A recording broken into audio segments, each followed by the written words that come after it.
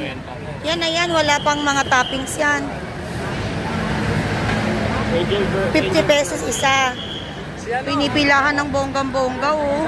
Parang lang po. Ma'am, saglit lang po. Parang. Kahit hindi na alam magkano, dahil kay Neneng B. Ayun si Neneng B, di ba? Yung nakaitim.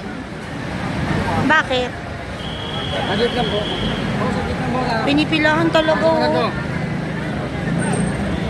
Masarap yan sa Jollibee. Sa Jollibee, 80 pesos eh. Grabe dahil kay Neneng B.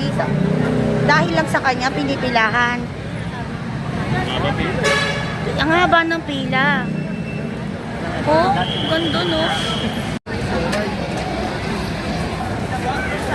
Ito para si Neneng B. Ano yun nila ito? Sipag naman ni Neneng B, oh. Grabe, sikat na sikat, oh. Ay, may ito. Hello. Video ko Ay, wag na. Sipag-sipag naman. Pili ka, Dad. Wala lang po kayo. Papali po O pila ka. Saan ba pila niya, nak? Dito lang po O, yan, dali, bili ka na. Mabasa po kayo ah. Okay lang yan. Okay, sir. Pasensya na po. Bait naman ni Neneng B, oh. Opo, nag-aalala lang po kasi baka kami yung... Magkano yan, nak? Ang laki. Opo. 50 lang. O, dali, bili ka. Sa'yo din yung hotdog. Sipag din yan.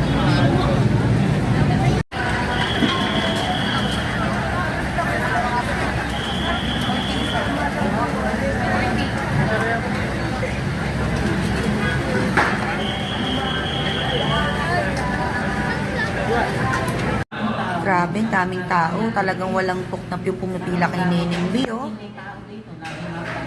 Dati siya yung sa hotdog. Siomay na siya, eh. Oh, yan. Tikman mo ngayon yung binili mong siomay kay Neneng B. Kung masarap. 50 pesos, 7 pieces ang lalaki. Pork to.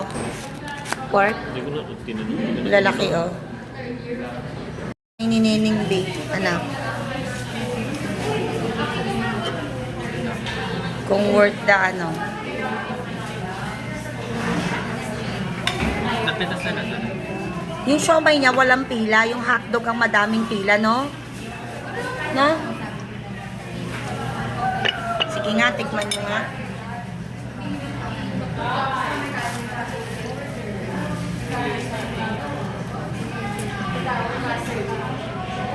Ano? Uy, napatungo. Dad, napakasela nitong anak mo, napatungo. Sarap ba? Masarap nga. Mas masarap pa sa ano, yung binibili natin. Saan? Sa mga kinakain yung siomay.